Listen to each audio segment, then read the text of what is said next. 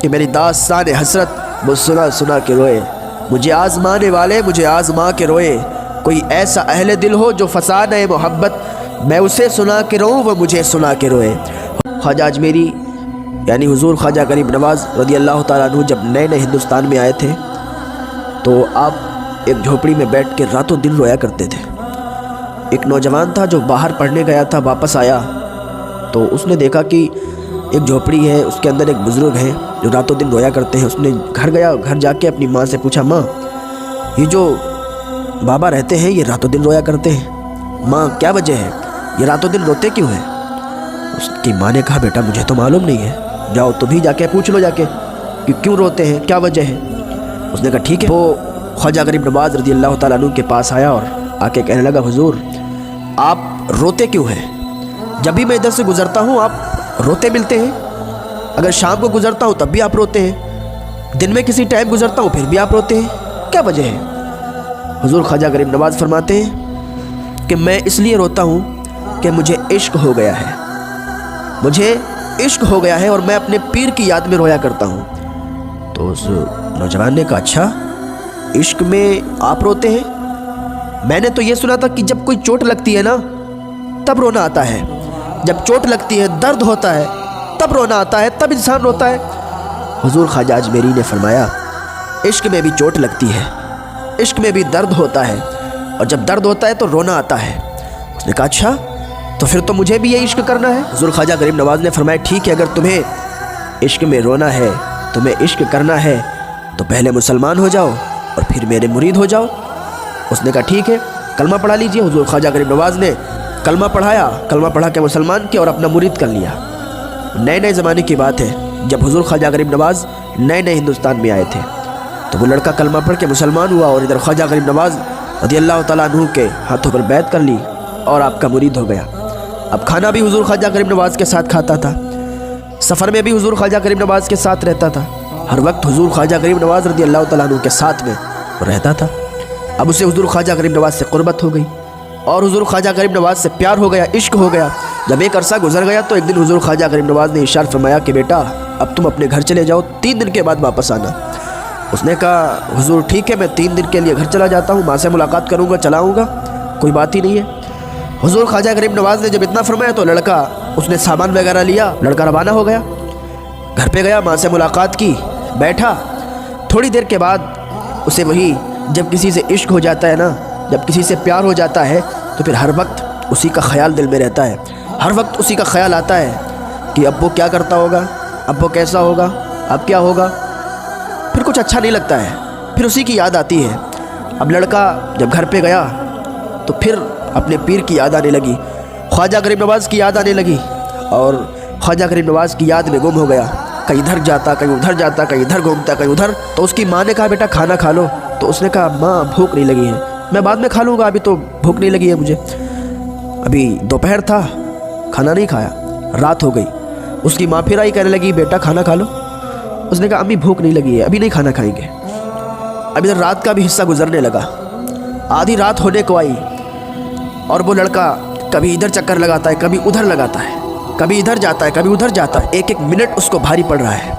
اس کی ماں آئی، ماں نے کہا بیٹا کیا بات ہے، ایسا کبھی تو نہیں کیا تو نے، دل میں بھی کھانا نہیں کھایا، شام کو بھی کھانا نہیں کھایا، اور اب رات کے آدھے پہر میں کبھی ادھر گھوم رہا ہے کبھی ادھر گھوم رہا ہے، کیا بات ہے؟ اس نے کہا ماں مجھے عشق ہو گیا ہے، مجھے پیار ہو گیا ہے، مجھے پیار ہو گیا، مجھے عشق ہو گیا ہے، اب نہ تو مجھے کھانا اچھا لگتا ہے نہ تو مجھے سونا اچھا لگتا ہے، اماں مجھے کچھ اچھا نہیں لگتا۔ اس کی ماں نے کہا بیٹا تو سو جا۔ اس نے کہا ماں اب نیند نہیں آ رہی ہے مجھے، اب مجھے تو اپنے پیر کے پاس جانا ہے، لیکن انہوں نے 3 دن کا ٹائم دیا ہے۔ رات گزر گئی، اب اس نے اپنی ماں کو صبح بلایا اور ماں سے کہا ماں جا میرے پیر کے پاس جا اور جا کے کہنا کہ مجھے بلا لے، مجھے بلا لے ماں، مجھے بہت ان کی یاد آ رہی ہے۔ اس کی ماں دوڑ کے خواجہ غریب نواز کے پاس جاتی ہے اور جانے کے بعد کہتی ہے مسلمانوں کے بابا، ہے خواجہ غریب نواز آپ میرے بیٹے کو بلا لیں، میرا بیٹا آپ کی محبت میں آپ کے پیار میں گرفتار ہو گیا ہے، اب میرے بیٹے کو گھر پہ اچھا نہیں لگ رہا ہے، میرا بیٹا آپ کی یاد میں تڑپ رہا ہے۔ حضور خواجہ غریب نواز نے فرمایا ابھی نہیں بلا سکتا، ابھی 3 دن کا ٹائم دیا تھا نا، 3 दिन गुजार ले, उसके बाद भेज देना। उसकी माँ वापस जाती है, बेटे से कहती है बेटा उन्होंने तो मना कर दिया, कहते 3 दिन के बाद जाना है, 3 दिन तो यहीं पे रहे, 3 दिन के बाद जाना।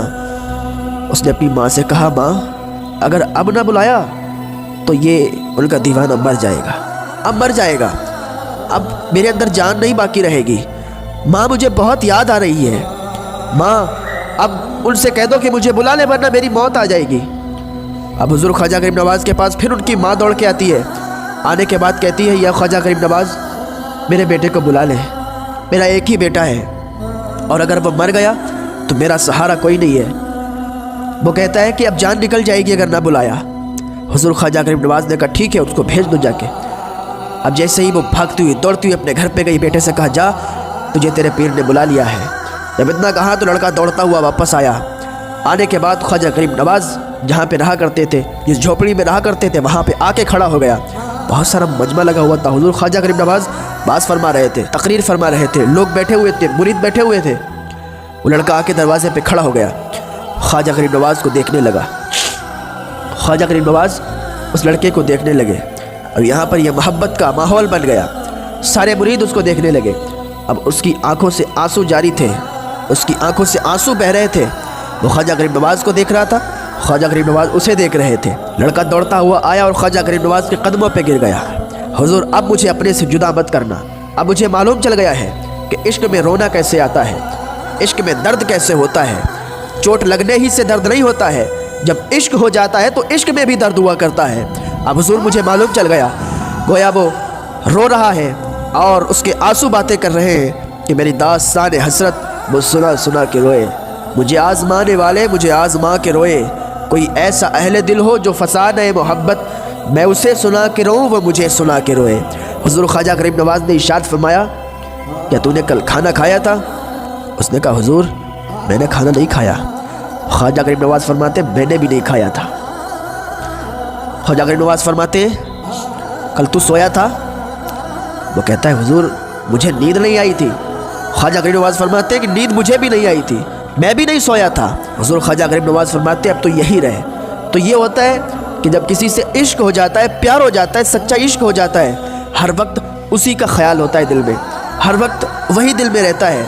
वो किसी आशिक से किसी ने कह दिया था इश्क एक ढोंग है, उसने कहा था तुझे इश्क हो खुदा करे, तुझे इश्क हो खुदा करे, फिर तुझे उससे कोई जुदा करे, तू गली गली फिरा करे, तू उसी का नाम जपा करे, फिर मैं तुझसे कहूँ इश्क एक ढोंग है, तू नहीं नहीं कहा करे, तू नहीं नहीं कहा करे।